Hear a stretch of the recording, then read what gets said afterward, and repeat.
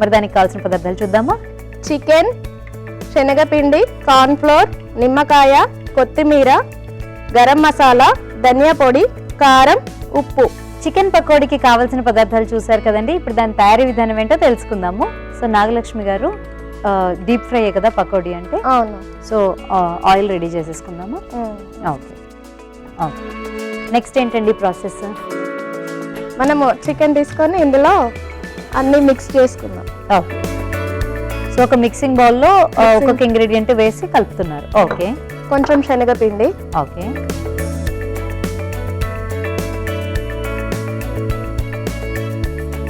Cornflour,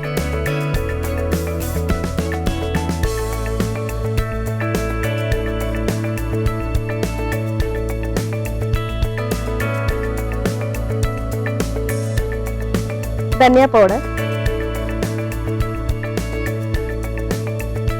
garam masala కొంచెం చాలు, కారం,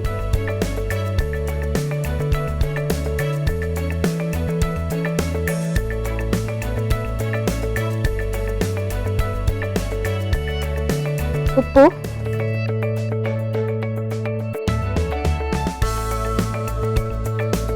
కలుపుకో.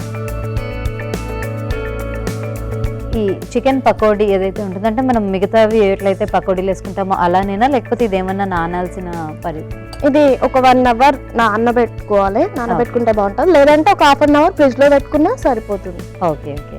సో బేసికలీ మ్యారినేట్ అయితేనే బాగుంటుంది అంటారు?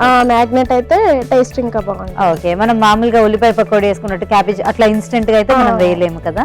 అట్లా వేసుకోవచ్చు, కాకపోతే దీని టేస్ట్ వేరే ఉంటుంది, దాని టేస్ట్ వేరే ఉంటుంది. Okay okay. సో ఒకవేళ మనకి టైం ఉంది అంటే కనుక బాగా ఇది కలిపిన తర్వాత, అంటే ఈ మసాలాస్ అన్ని కలిపిన తర్వాత శనగపిండి అలాగే కార్న్ఫ్లోర్ అన్ని కలిపిన తర్వాత ఒక 1 అవర్ బయట అయితే ఉంచేసేయచ్చు అండి. ఒకవేళ మనకు అంత టైం లేదు తొందరగా చేయాలి అనుకుంటే కనుక కనీసం ఒక 1/2 అవర్ అయినా ఫ్రిడ్జ్ లో పెట్టి కనుక దాన్ని మ్యారినేట్ చేస్తే దాని టేస్ట్ డిఫరెంట్ గా ఉంటుంది. ఇన్స్టెంట్ గా వేస్తే కొంచెం డిఫరెంట్ గా ఉంటుంది అని చెప్తున్నారు కాబట్టి మీరు ట్రై చేయండి ఎలా ఉంటుంది. ఓకే అండి. ఇంకా మనం ఫ్రై చేసుకుందాం. ఆయిల్ హీట్ అయిందండి.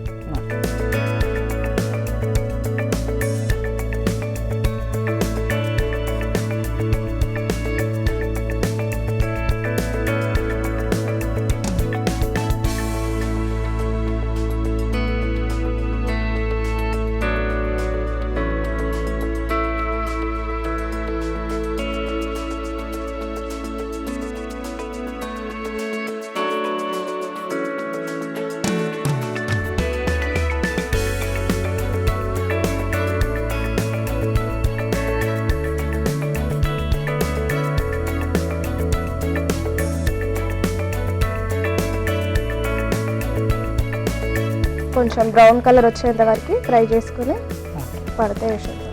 పడతాయి.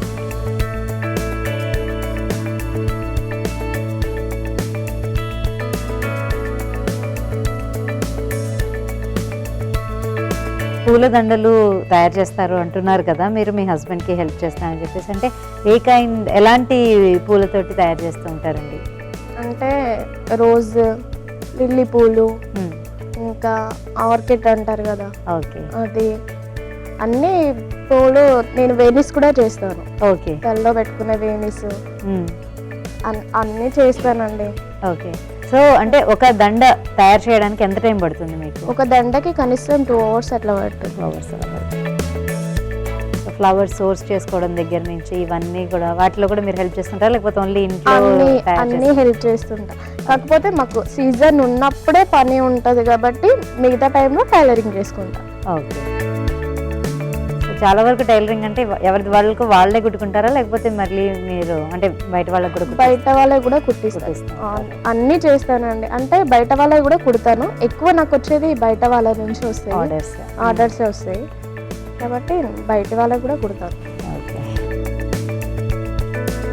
ఓన్లీ బ్లౌజ్లే కాకుండా లాంగ్ ఫ్రాక్స్ అన్ని రకాల డ్రెస్సెస్ కుడతాను.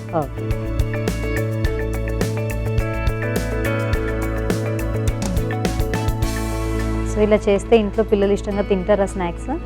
సండే వచ్చిందంటే పిల్లలు అడుగుతారండి. ఓకే. సో రెగ్యులర్ గా కూడా పాప స్కూల్ కి వెళ్తుంది అన్నారు కదా, యూకేజీ చదువుతుంది అని.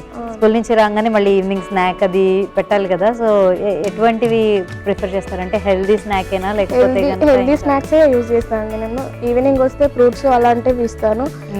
ఆయిల్ ఫుడ్ అయితే ఎక్కువ వాడను నేను. బిస్కెట్స్ చాక్లెట్స్ అలాంటివి కూడా ఎక్కువ తగ్గించేసాను. ఫస్ట్ ఉండే అలవాటు ఇక మెల్లిమెల్లిగా తగ్గించేసాను. ఓకే అండి, ఇది రెడీ అయిపోయింది. మనం సర్వింగ్ బౌల్లోకి తీసుకుంటాం.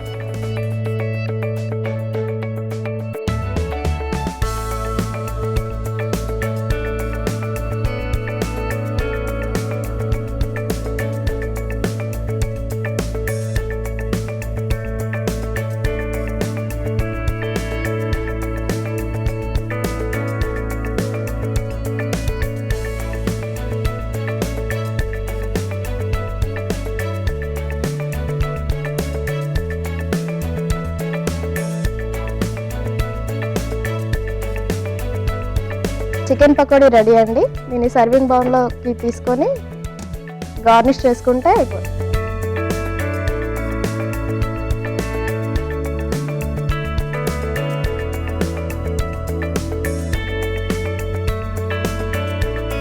కొంచెం లాస్ట్కి నిమ్మకాయ,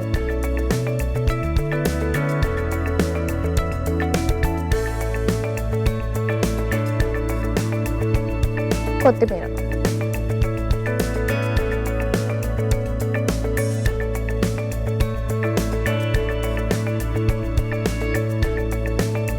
చికెన్ పకోడీ రెడీ అయింది. టేస్ట్ చూసి చెప్పండి. ఓకే, సో యమ్మీగా చికెన్ పకోడీ రెడీ అయిపోయిందండి. దీన్ని టేస్ట్ చేసే ముందు దీనికి కావాల్సిన పదార్థాలు, తయారు చేసే విధానం మరొకసారి చూద్దాం.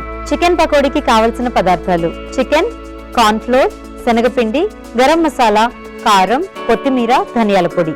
చికెన్ పకోడీ తయారు చేసుకునే విధానం: ముందుగా ఒక మిక్సింగ్ బౌల్ తీసుకొని అందులో చికెన్, శనగపిండి, కార్న్ ఫ్లోర్, ధనియాల పొడి, గరం మసాలా, కారం, ఉప్పు వేసి బాగా కలుపుకోవాలి. ఆ తర్వాత స్టవ్ వెలిగించి ప్యాన్ పెట్టుకొని అందులో డీప్ ఫ్రై కి సరిపడా ఆయిల్ వేసుకొని హీట్ చేసుకోవాలి. ఆయిల్ హీట్ అయిన తర్వాత ఈ చికెన్ మిశ్రమాన్ని పకోడీలాగా వేసుకొని డీప్ ఫ్రై చేసుకొని సర్వింగ్ ప్లేట్ లోకి తీసుకొని కొంచెం నిమ్మకాయ రసం కూడా పిండుకొని కొత్తిమీరతో గార్నిష్ చేసుకొని సర్వ్ చేసుకుంటే చికెన్ పకోడీ రెడీ.